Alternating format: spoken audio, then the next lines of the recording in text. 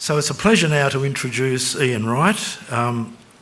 Ian's a lecturer and researcher in water science and management, environmental planning and environmental regulation. He works at the Western Sydney University. Prior to Western Sydney, he worked in the water industry, primarily at Sydney Water. His research interests are in freshwater ecology, water chemistry, water pollution, urban water issues, contamination and so forth. He's a provider of expert testimony to the New South Wales Land and Environment Court on environmental issues and mining applications.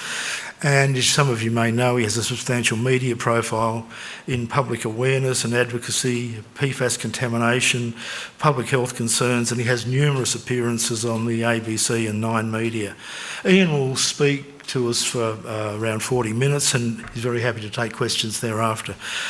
Welcome, Ian.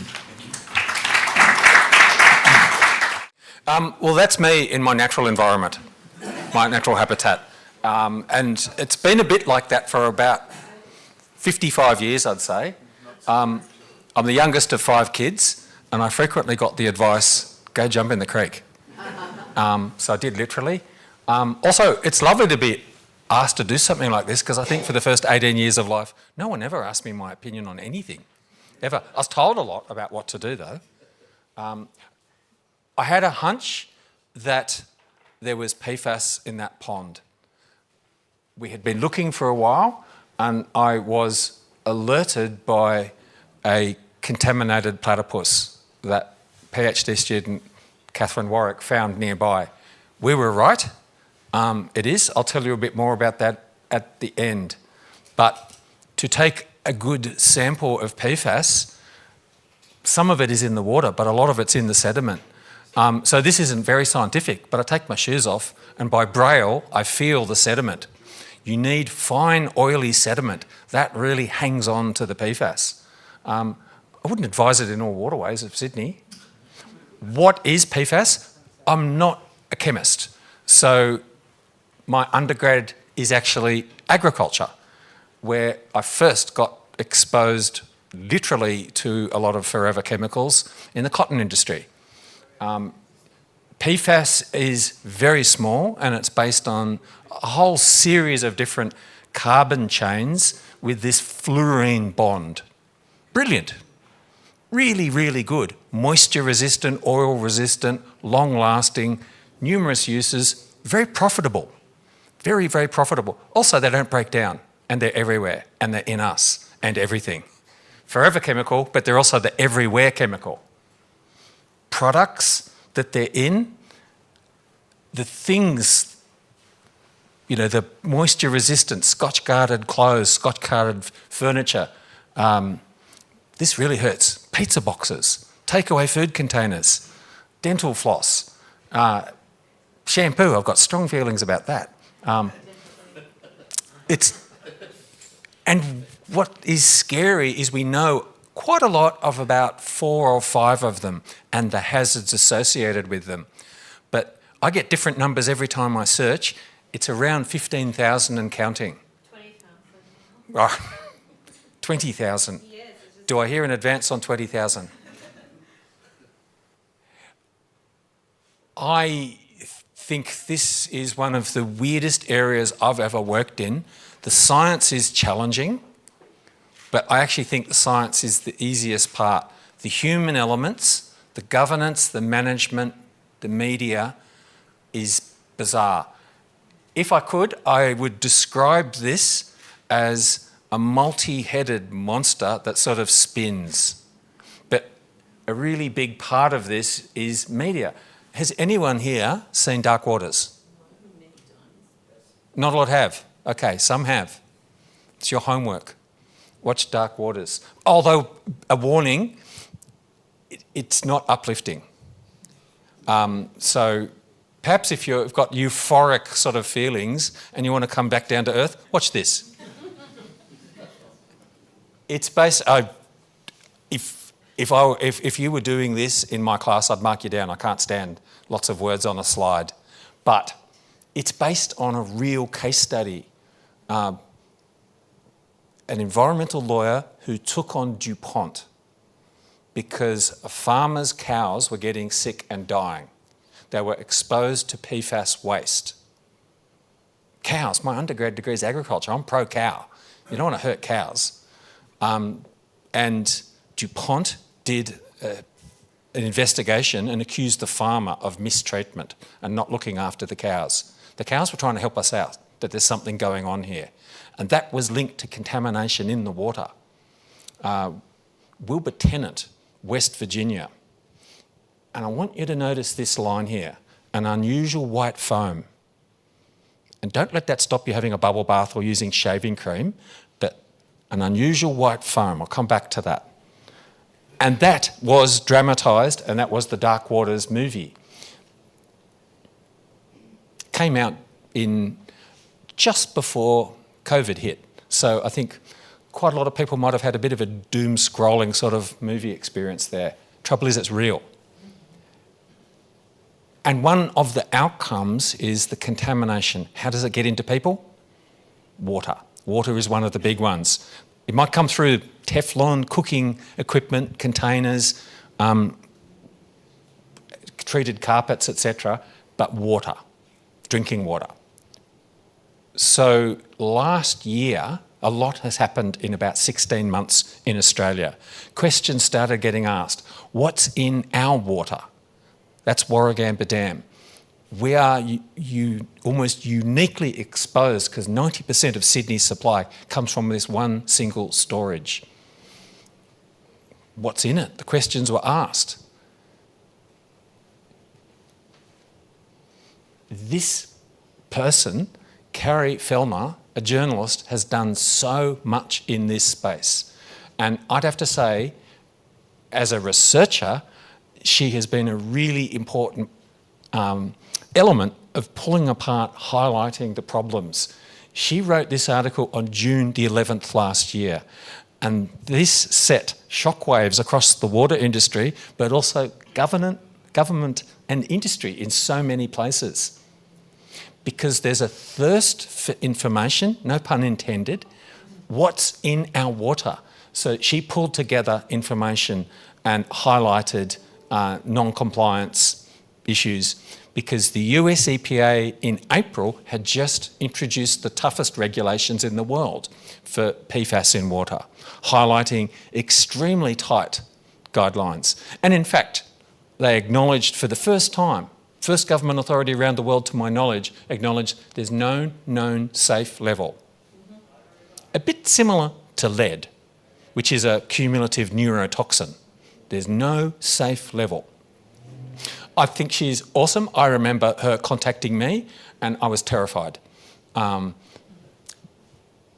because an incredible journalist who also created this fantastic, again, not particularly uplifting documentary on Stan called How to Poison a Planet. Now, don't take that literally.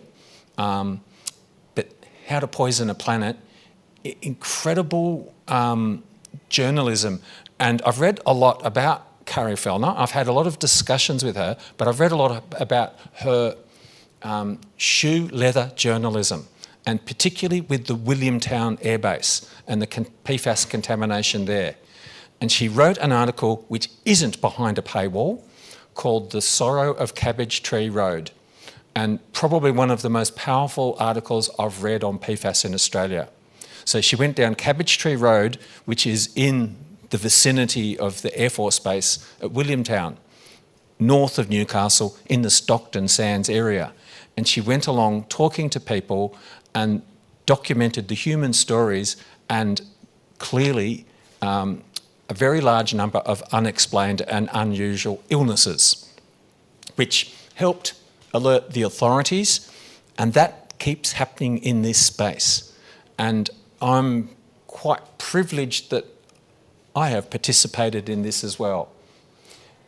So how do you get action if there's PFAS contamination? My conclusion at the moment is I wouldn't be waiting for government or industry.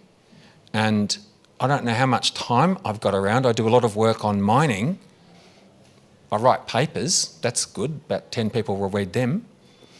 I get the media involved. And this dates back from when I studied coal mine pollution in the Blue Mountains and found closed coal mine was causing a big impact in the Blue Mountains World Heritage Area. So I tried to contact the different environment ministers after my PhD. I could never get past their media advisors. And out of frustration, I eventually said, well, I've published it. We'll probably just have this conversation through the media now. And that's exactly what's happened for 20 years now. I don't think it's the right way to go. I try personally as much as possible to talk to the government agencies and officers because I don't like an ambush attack.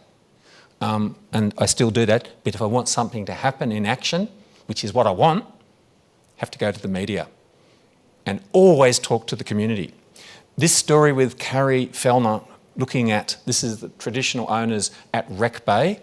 They're a community living in what appeared to be paradise, Australian Commonwealth Territory at Jervis Bay. But because they were beside a military base, they had an incredible amount of PFAS foam used in training purposes for a nearby airfield and training. I don't think there was any real plane accidents, but training using foam, as happened at fire stations and airports right around the country and in fact around the world. Sitting in the front row, PhD student Catherine Warwick, and a platypus. It's a very powerful thing in my life. When Kat came to me to do a PhD, I work on water pollution. She said she wanted to work on platypus.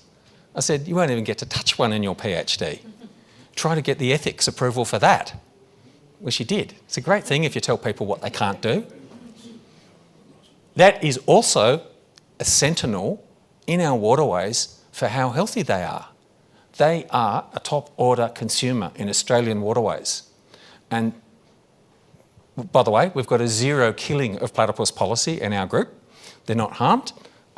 They're air breathers, they're netted, and apart from looking at all the diagnostics, weight and condition, Kat's also taking a bit of snip of fur from them to look at PFAS and other contaminants. I'll explain how that fits in. Sadly, we also get the use of dead platypus. Again, we don't kill them. Let's be very clear about that. We've published an article. When I say we, mostly with Kat's work, but I'll take credit for it. We published an article on the first report of the accumulation of PFAS, and particularly the PFOS type of PFAS. It's used in the foam, in the firefighting foam. Very similar ecological niche of the platypus to the Northern Hemisphere mink and the river otter. Freshwaters really cop PFAS. There's much less dilution in comparison to marine environment. And also, might not look vicious, but they are a top order consumer in our waterways, so they're a predator. I'm sorry to share this photo, but we do get dead platypus. I thought long and hard about this, but we do. Yeah. And they're drowned, they're air breathers. And that was probably drowned for a yabby, believe it or not. The platypus is an incredible creature that I think of one of the most famous fellows of the Royal Society, Charles Darwin, came across them also in the Warragamba catchment on the Cox's River at Wallerawang. In the 1830s he was here. Sadly, that is underwater now. It's part of a cooling water for the power stations. And the river is quite contaminated, so they don't live there anymore, sadly. But the platypus is an air breather, but they're also blind underwater. It shuts their eyes and it has electrical sensors on its bill, sensing electrical impulses from things like a yabby or a dragonfly nymph or something like that. They have to eat a lot. A pregnant or lactating female will eat up to half her body weight each day, so they're flat out eating. But you can imagine if the yabby net catches a yabby, it will sense the electrical impulse. And I've even seen a photo of one trap that had 8 dead platypus in it.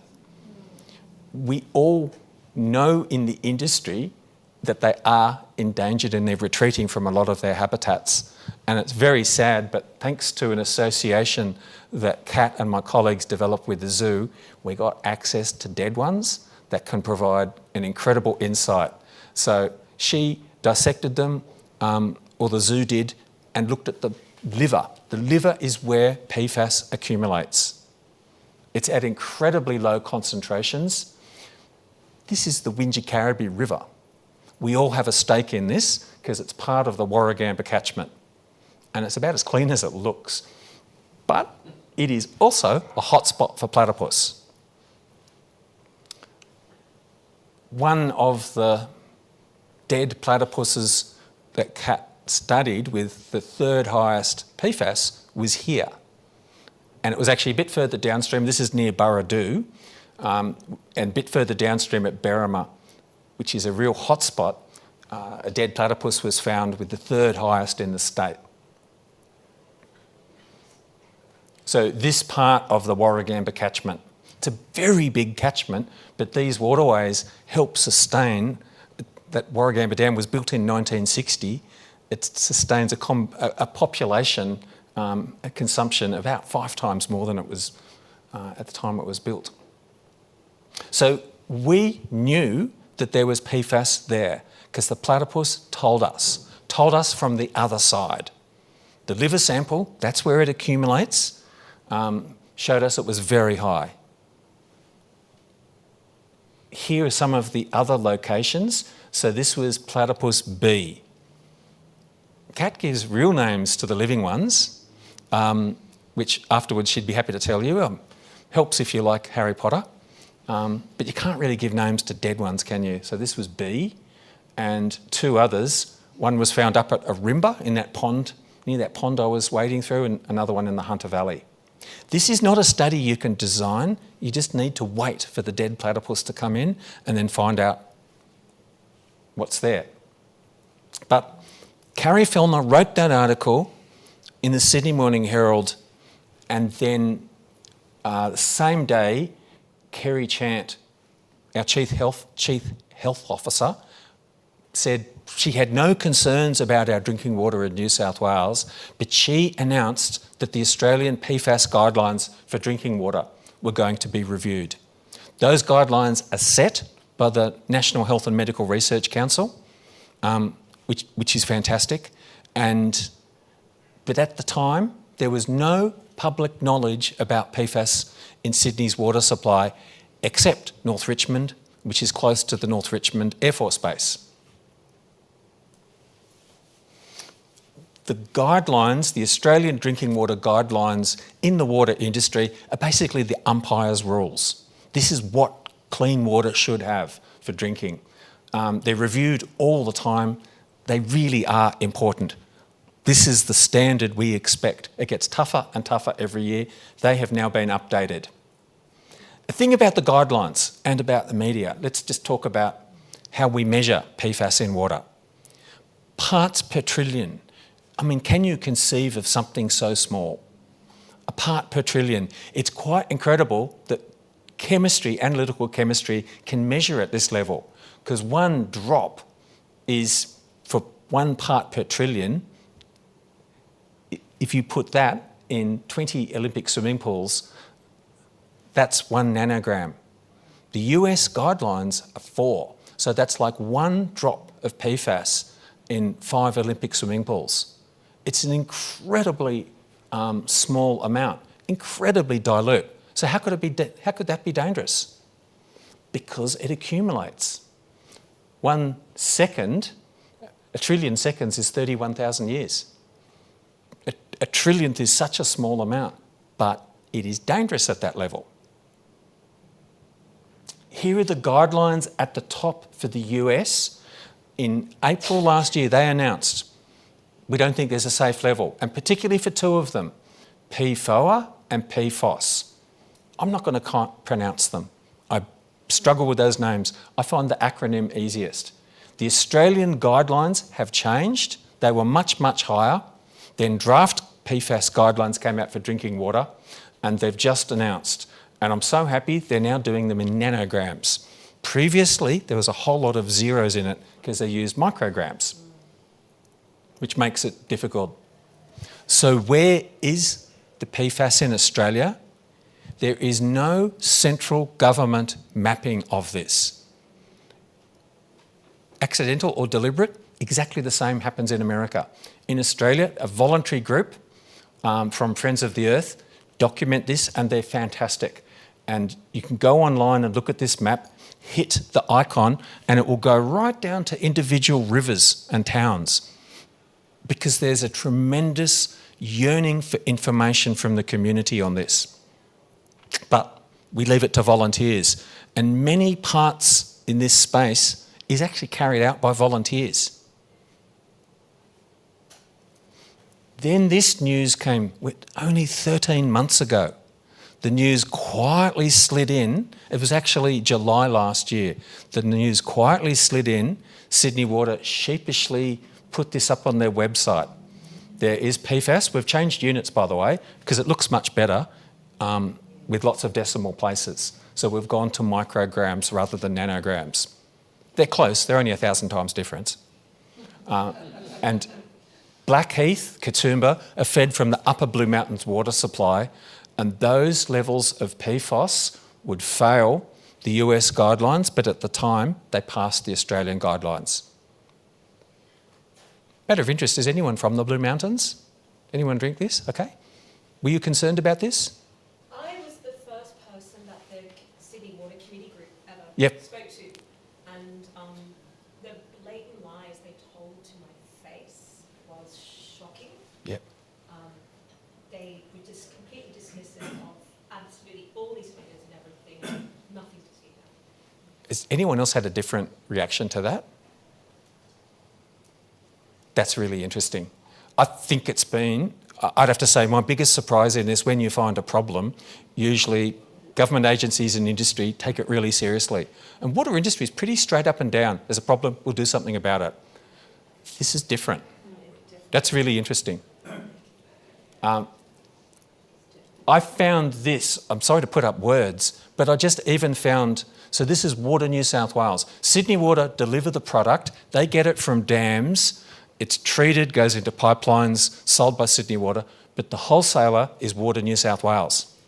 They own and run the dams. And look at that title. Monitoring confirms negligible PFAS levels in Sydney dams. I have met so many people from the Blue Mountains that find that sort of message patronising and inaccurate. Do you agree? They even dismissed the platypus. When I was trying to talk to them about, there was a paper about a platypus, and they were like, "Oh, don't even worry about that." Wow. So heartbreaking. Wow. It's gaslighting. I had to look up, and it's an online dictionary, negligible. I think words are important when you're dealing with issues like this. Trivial, trifling, insignificant, unimportant, minor. I've talked with the community up there. I've been to 2 meetings. I have never felt such anger in my life. And I felt kind of popular. People were crowded in. People were sitting in the hallway as well, in between. I was looking for an exit. They wanted information. And then I heard about the information sessions that they ran. Yeah.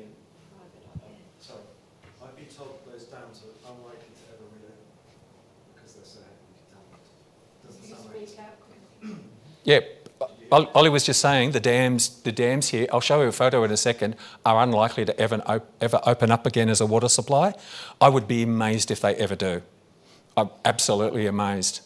So this is Greaves Creek. Greaves Creek feeds 2 of the dams in particular, and I have learnt my modus operandi is to do science, but it is also to participate and share information with the community. So I went out with kind of a hero of mine, that's Walter Peters from Sydney Morning Herald.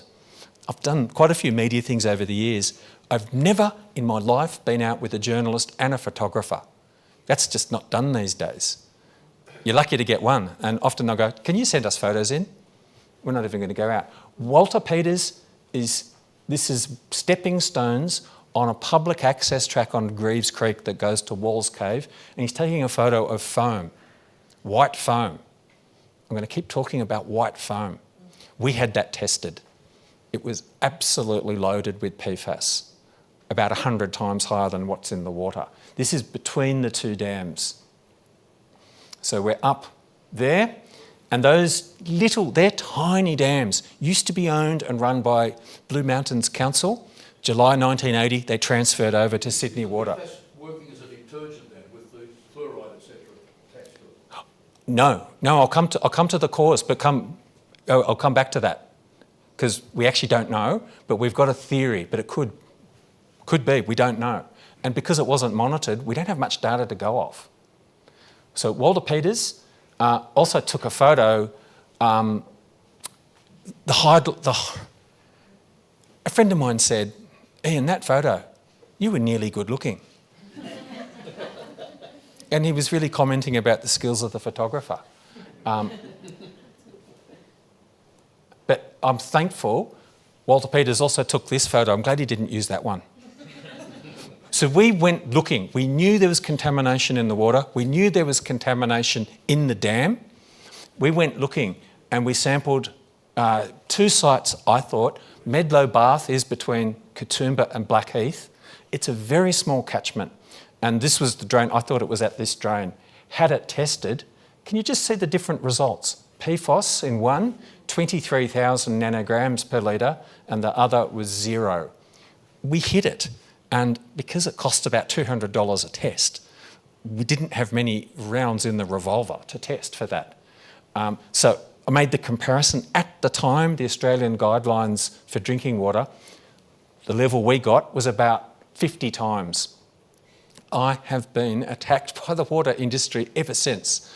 Do you know what they say? There's no guidelines. There's guidelines for drinking water, but to measure PFAS in raw water in a drinking water catchment, there's no guidelines. So how do you manage a problem if you don't have any guidelines? It's like your speedo stops working in your car. Sydney Water, I will give them credit. They've got revenue of $3 billion a year. They're spending something in the order of 100 million plus scrubbing out the PFAS at the Katoomba water treatment factory. They're very proud of this. We've watched the levels come down. I don't think they've ever said sorry though. And there is outrage in the community. Fair comment?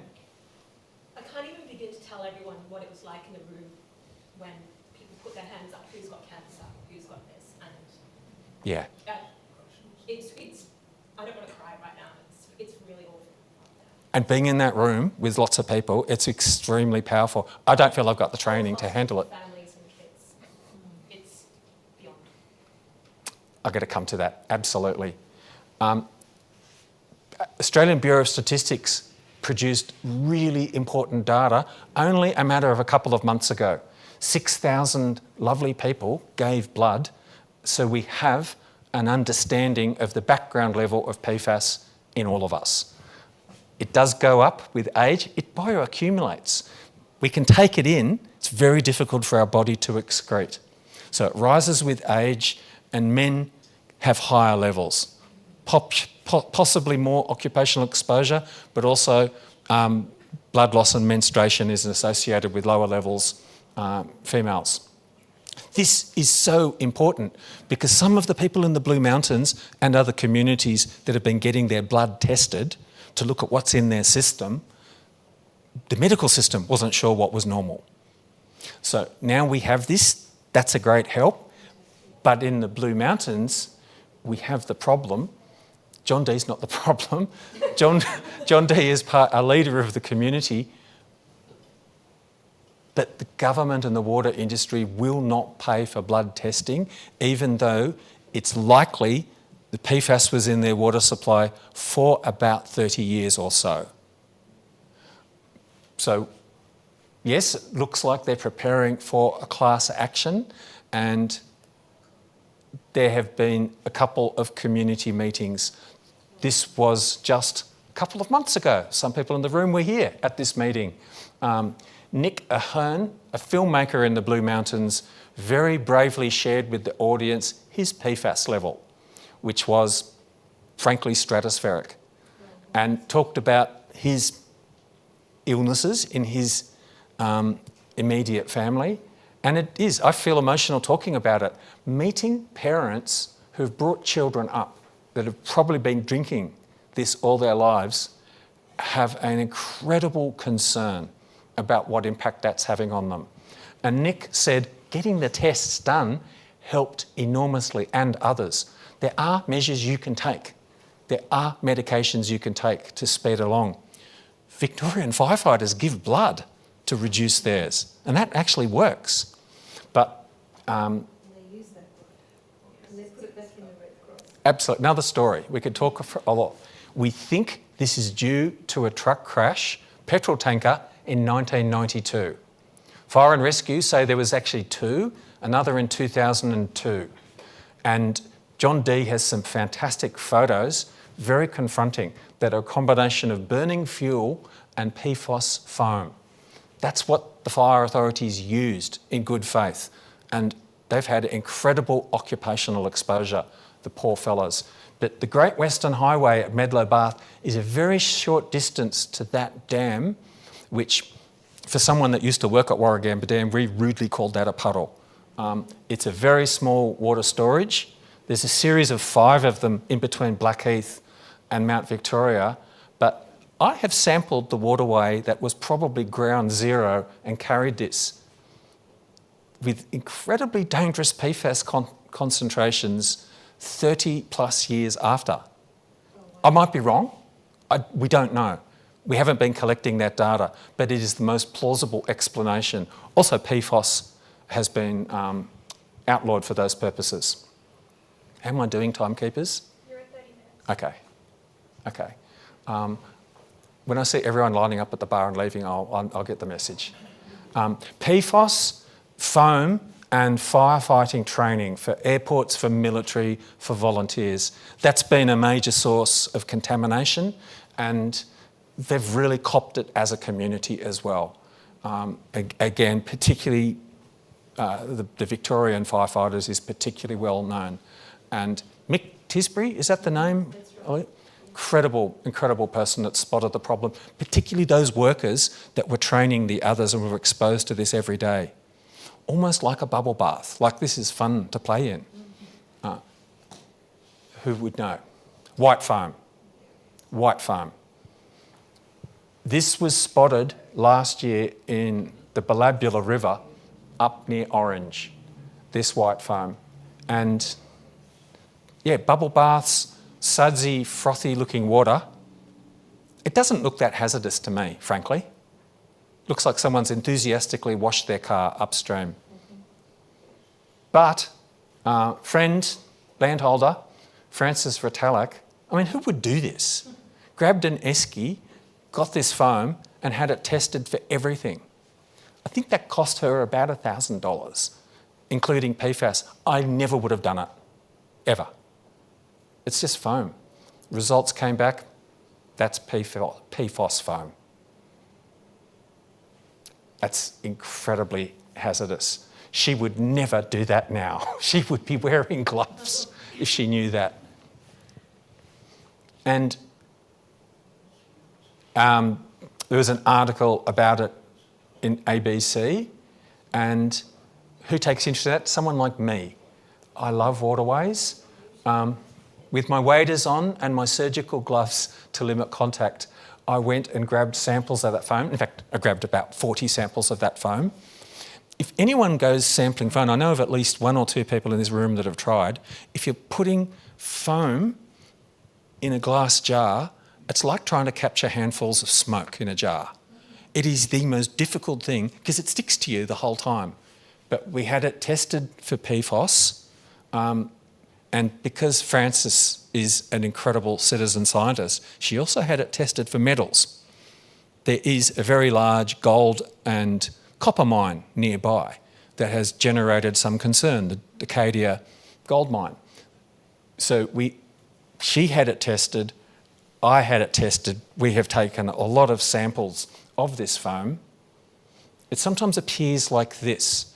The river behind, you see sort of hand-sized globs of foam floating down the river. And then when you come across something like this, it's skimming. It's like a skimming thing. The foam builds up. And we've sampled it.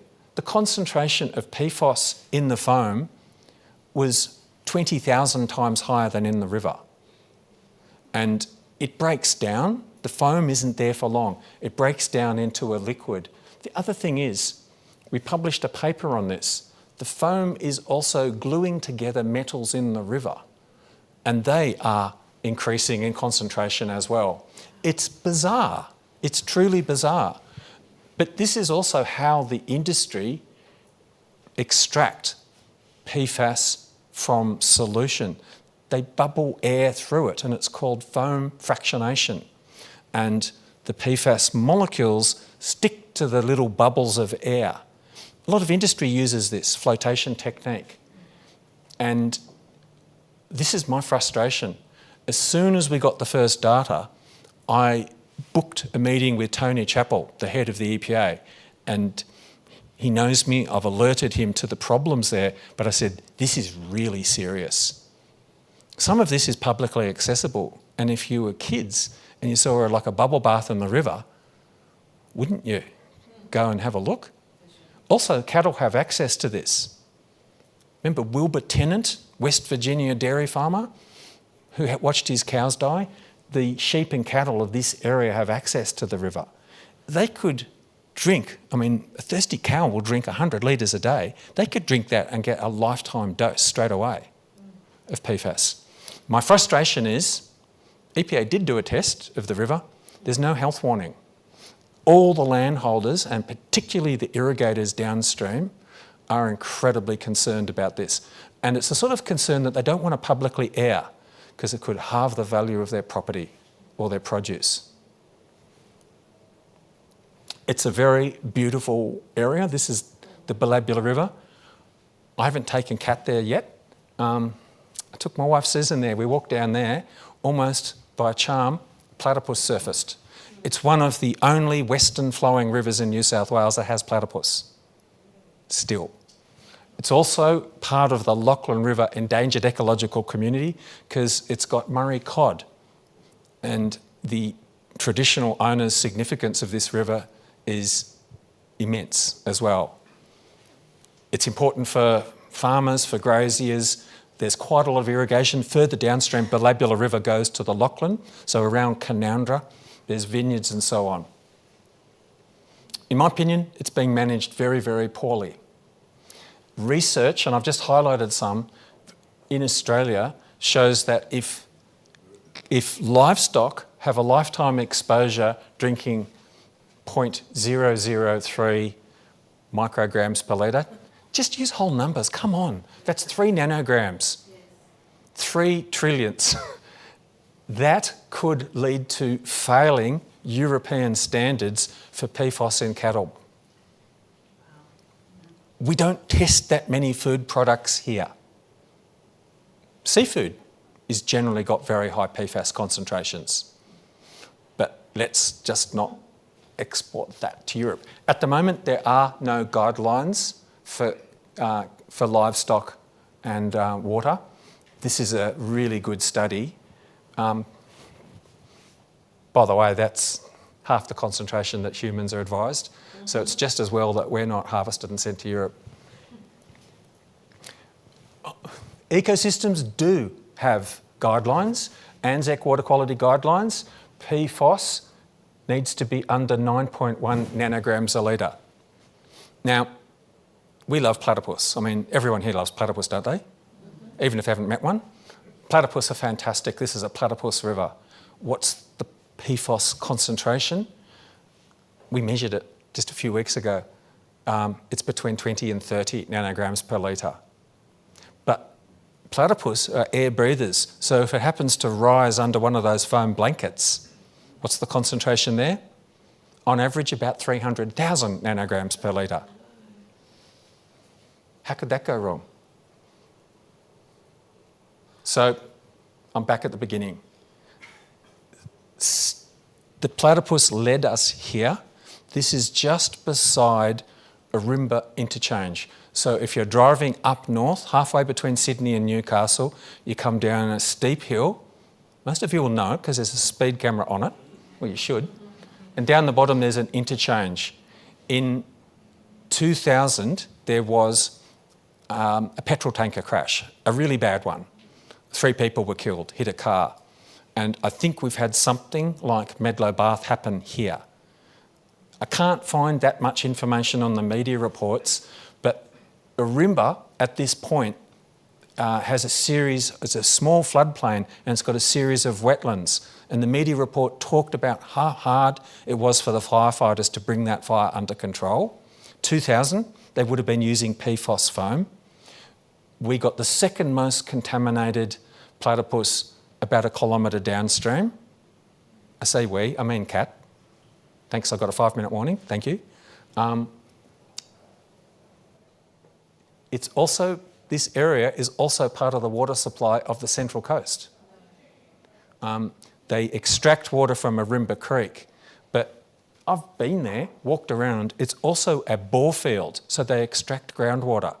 Groundwater is probably, for the drinking water contamination of the America, that's one of the most dangerous pathways for human contamination. Anyway, this is ongoing.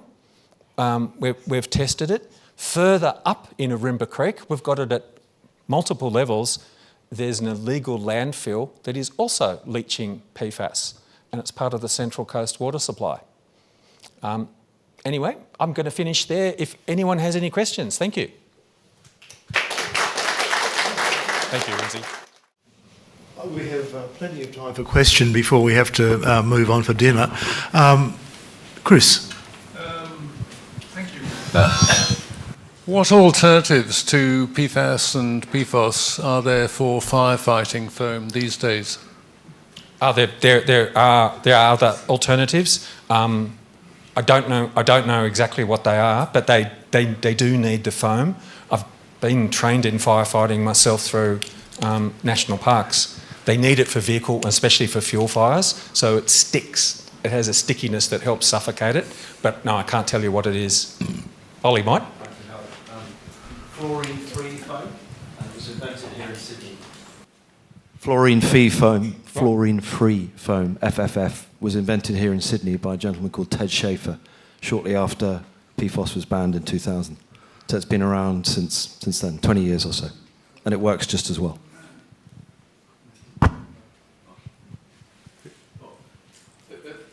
Fascinating, and we sort of half live in the Blue Mountains, so we're very interested.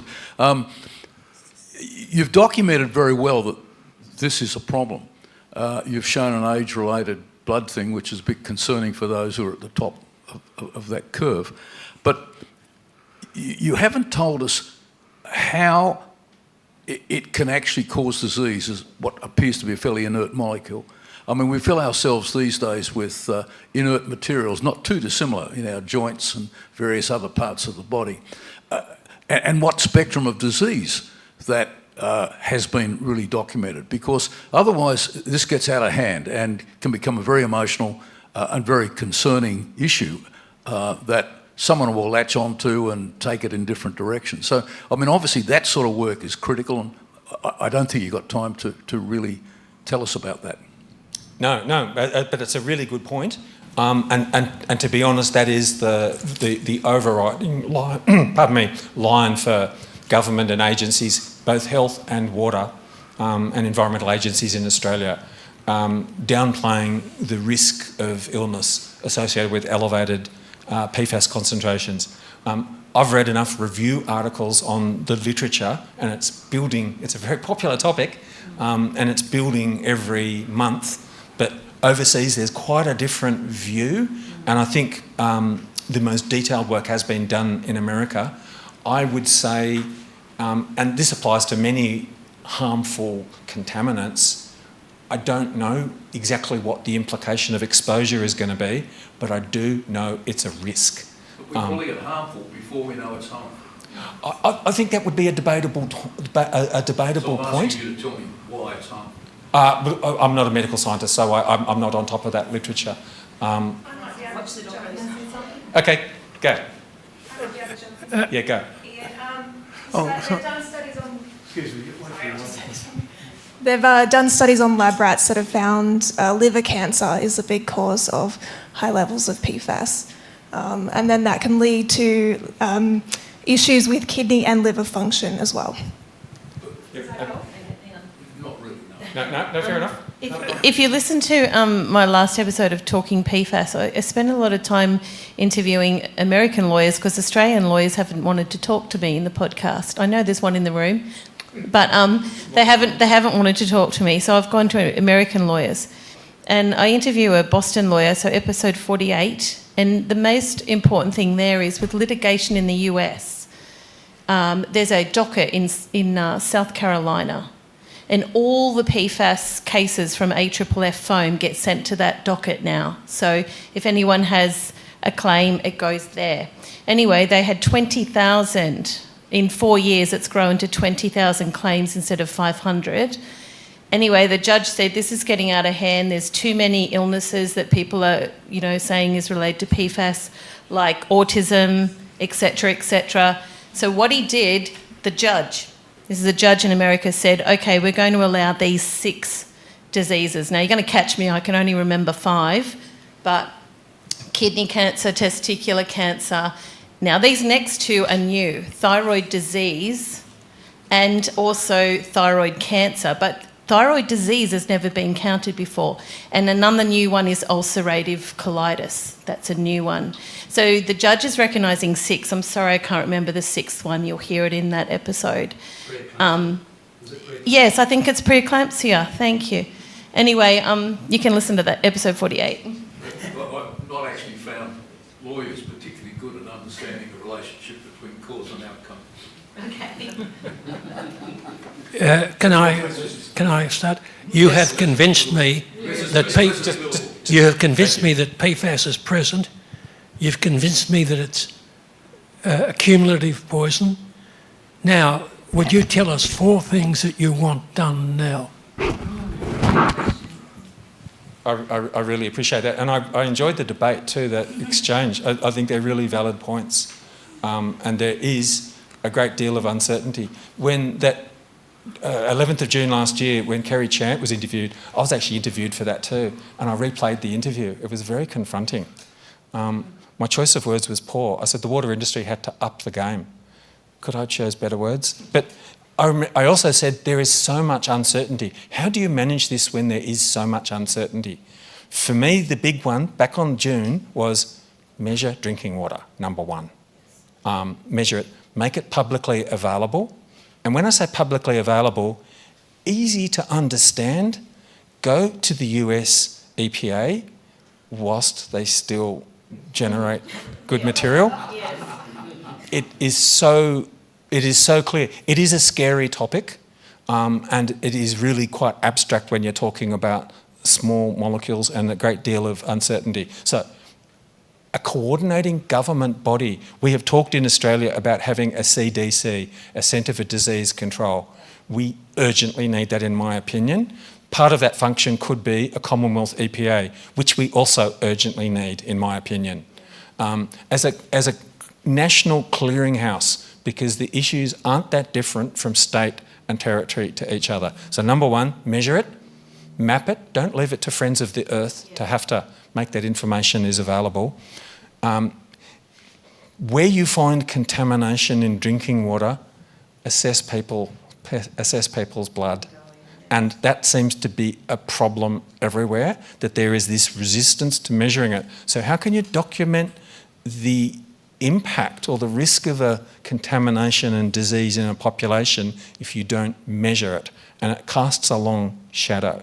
So they would be my first things to manage that, because again, hearing the testimony of people like Nick Ahern and others, once they get that information on PFAS, then you can start taking measures to manage it.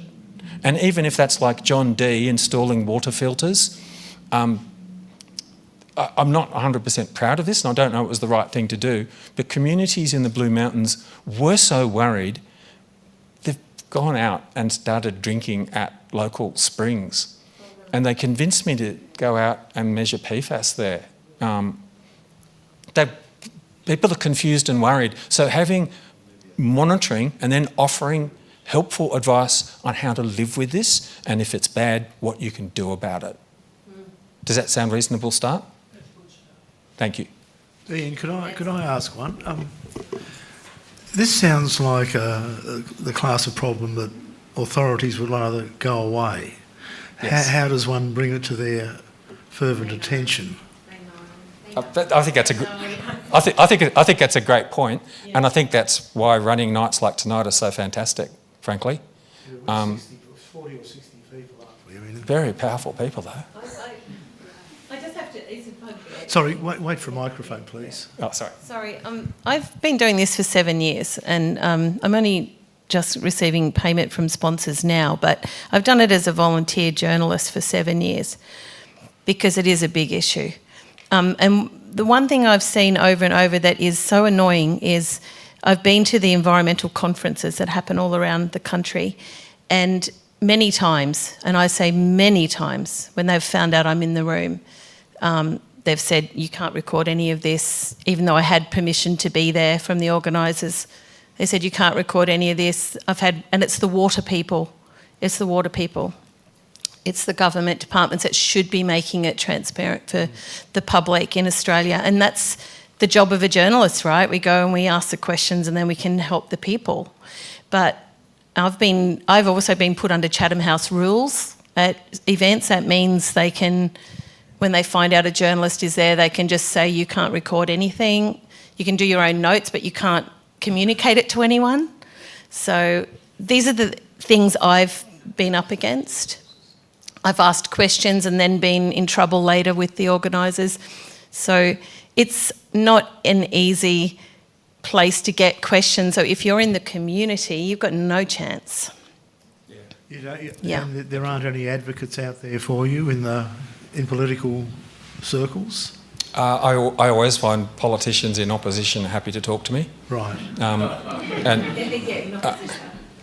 there's both Commonwealth and state are having upper house inquiries at the moment. Called a conspiracy theorist by... Sorry, a microphone, please. Yeah. No, I feel that the people in power, I know the people in power, I've been very dismissive of the community, and I've been called a conspiracy theorist by trying to bring it to their attention. Yeah, sure. I'm actually not in any way trying to be cynical. I think this is a really serious problem. And it is not an Einstein thing to sort it out.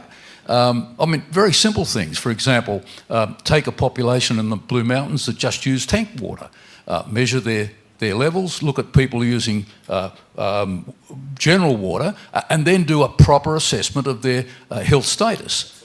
I mean, these aren't Einstein-type problems. They could be very easily sorted and just need a bit of funding. And a committed medical person to do it. Well, thank you for your talk. In practical and cost-effective terms, how do you actually get rid of the PFAS once it's already in the ecosystem? It's from the water and also in the soil and things like that. I've got grave concerns. As Ollie mentioned earlier, I've got grave concerns that we will ever get water out of that reservoir again that will be drinkable.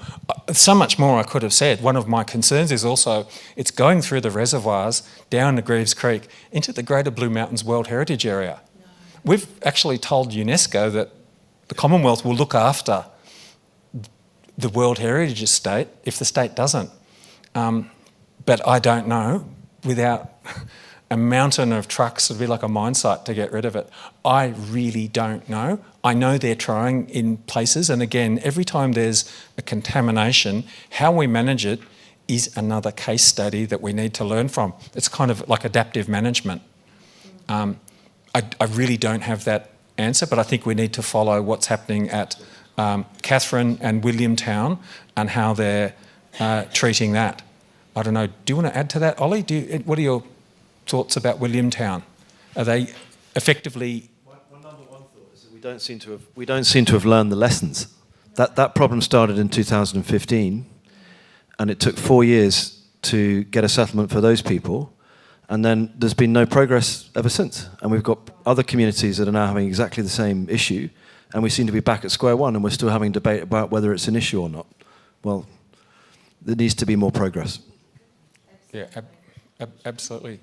Yes? Have people tested bottled drinking water? Oh, have people tested bottled drinking water? Yes, and sometimes the results aren't flattering. That's the studies I've seen have particularly been American in bottled water. It's a really good question because there's a lot of people that don't trust tap water. And for the record, I do drink Sydney water and I don't filter it. So that could explain a lot of things. No, it's a good point. I'd also like to see our food chain tested. Rather than waiting to see what happens with our meat that goes to Europe, why don't we do that testing here? And I hate saying this because I love seafood, but seafood is known to have high PFAS. And if you've got a lot of that in your diet, you've probably got it in your blood. Ian, one down the back. Question? Oh, just a comment. I'd seen a video about this on YouTube that said that it's in rainwater, it's in the Amazon basin, it's in the Arctic, it's everywhere. You know, it's in the water cycle. Yes, if you've got good enough in analytical science, you'll just about pick it up everywhere. But it's not to say that it's not important. And certainly, if it's bad, it's really bad. And again, if you met the people of the Blue Mountains and talked to them, we have no idea. But I suspect that we're seeing the concentrations then fall off. It was probably much worse. But I think it's definitely worth fighting for. A bit like asbestos and lead, it's best to keep those where we can, identify it, do something about it and avoid it. But it is an everywhere chemical. Simple question. Given that we know it is in places and the work you have now with Sydney Water, is it relatively easy to filter, and to the degree, as it's a floating foam or a sediment, to the livestock feeds and that? Simple thing, farming is very costly. Can it be made cost effectively, because our consumers aren't going to pay for it? Yeah, really fantastic question. I've got to say at the moment, I do like to see action. I cannot even get the authorities for that bilabular contamination to recognise it's a serious problem. So you have to recognise it's a problem before there's action to do something. I'm happy. I'll give Sydney Water a little bit of credit.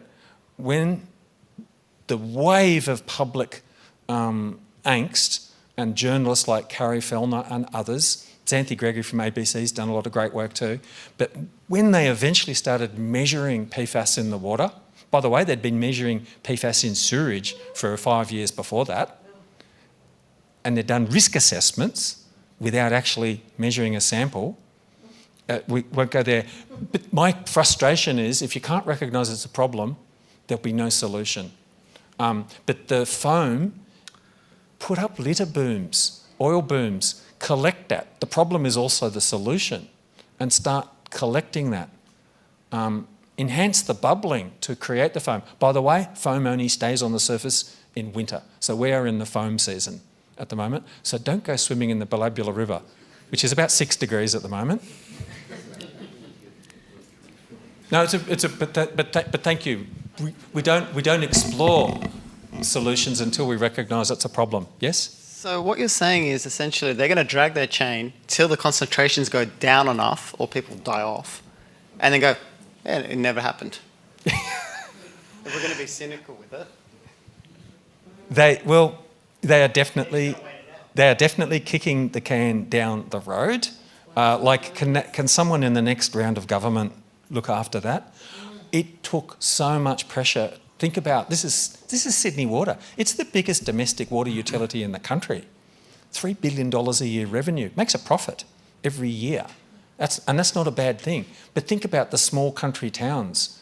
And eventually, thanks to all that pressure, Department of Health started testing, reluctantly, town water across New South Wales. I haven't followed up on that because I've got quite enough to do on the other fronts. But They don't have the resources to do something like the scrubbing that Sydney Water is now doing on their water supply.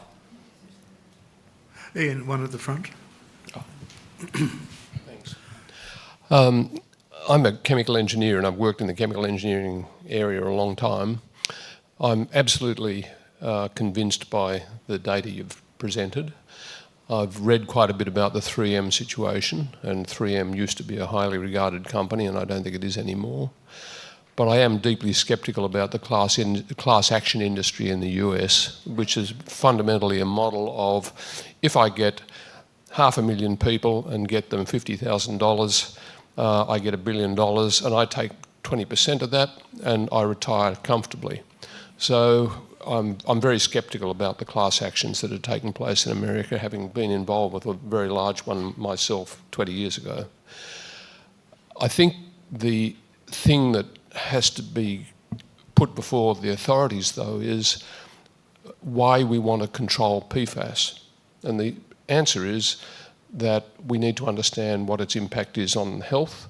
At the moment, I don't hear a lot about that. And I think further to what Robert was saying, to me, the most important question is, what is the impact on human health and on the environment?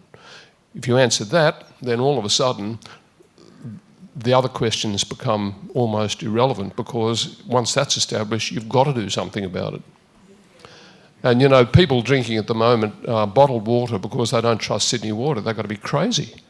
You know, would I prefer to drink out of a Mylar bottle that's going to fill me up with, you know, probably 100,000 micro shards of plastic every time I take a drink from it? No way, I'll take a punt on Sydney Water, thanks very much.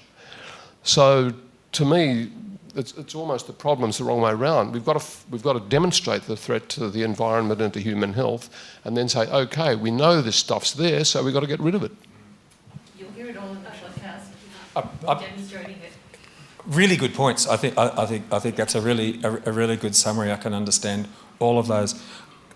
If I may, and I'm about to pass to you on this one, Kat, but like the platypus, you didn't find an association with the concentrations in any physical manifestation of ill health. They were dead, but there are, you know, weight and size and other things Kat could... Is that a fair comment? Yeah. We were crippled in this comparison because over in America, the river otter and the mink, they can breed them, they can test them, they told trappers, how many did they get? Thousands. We got 10 dead platypus. It's really hard. So they've got a very strong association. The PFAS concentration goes up the curve, the illness, you know, or the health drops. The need for research and answering the questions that you outlined is urgent. And for me, something like the Blue Mountains, I don't mean to say that you're guinea pigs, but shouldn't we be studying a population like that has been drinking? And I think that's a really important thing to do. And yes, we have lawyers here that are involved in a class action, but I don't see anyone else that's looking at getting blood tested and helping to document the health of people.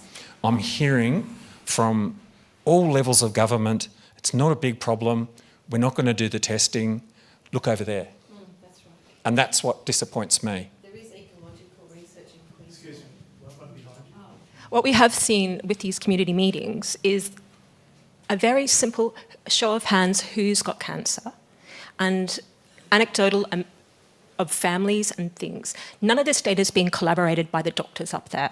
There's a very huge shortage of doctors.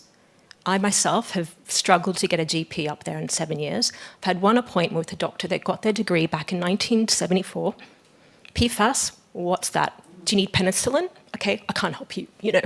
There's no one putting together data, and it's alarming when you speak to people that may have swum at these water holes and their kids have got kidney cancer. Then they've lost people in their families. And and they cannot understand why. And you do have a lot of people up there that are very careful for their health and with their diets and fresh air. No, it's not data, and that's what I'm saying is that that's the problem. There is no one bringing the data together. And And that is the absolute priority our government should be doing for us.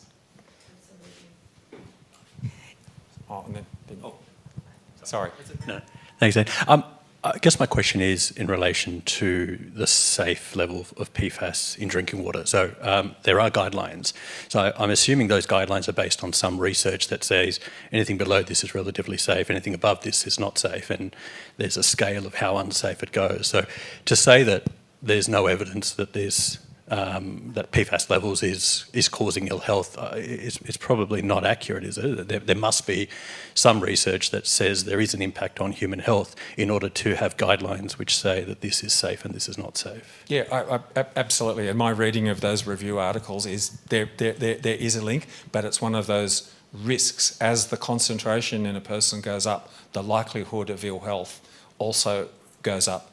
But that's why we need to study populations such as the Blue Mountains or Williamtown to follow that, to see in a properly designed epidemiology study to document exactly that. I think that's urgently needed.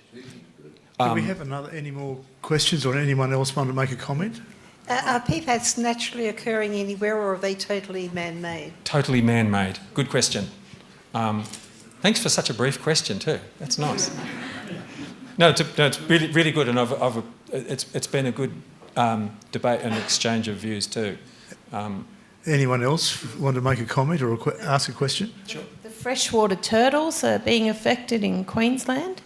That's in one of my recent ones with David Beale from the CSIRO, and he said that, well, there's not enough money for ecological research anyway, let alone ecology and PFAS, right? But they definitely found that there was an impact on the size of the clutch of the turtles in this contaminated area. So there could be a type of this turtle that we don't see in the future because of PFAS. They've got clear, strong evidence, so that's in there. I might share, one of our friends and co-authors studied tiger snakes in Perth and looked at PFAS, and they don't get as much sympathy as platypus. I don't understand why. She went out and killed a whole lot of tiger snakes. No one seemed upset about that. Perth has a lot of wetlands, so there's a lot of swampy environments. But there is research, particularly when you can do those numbers, you start to look at that curve of concentration and then some kind of a metric of health or condition as you go along that. But Holly. One last comment, if I may, on health. The IARC, the International Research Council on Cancer, which is part of the World Health Organization, as everyone will know, they classify PFOA as a Category 1 carcinogen, and PFOS is a Category 2B carcinogen. And I think that's because there's more research on PFOA because of the dark waters story that you mentioned. And just on the question of a health study, so the Blue Mountains community have asked the government to do a health study, but the government's response has been, there's no point, blood tests can't tell you anything. So they've been refused. And so one of the things that we're trying to help them with is collecting that data and doing that study. Thank you for that. Thank you, Ian. An interesting, challenging, very informative talk, concerning. We've seen an intimate talk showing us some of the rawness of the concern that exists in the community. So we're very grateful to you and the audience for the interactions tonight. I particularly, and probably all of us, have learnt a great deal about this, and perhaps we should all go away and start to propagate our concerns in the community into maybe, hopefully, to those who have some influence. So thank you again, and we look forward to your company at dinner tonight. There's, I think, 20 of us going, so we look forward to that. Thank you, everyone.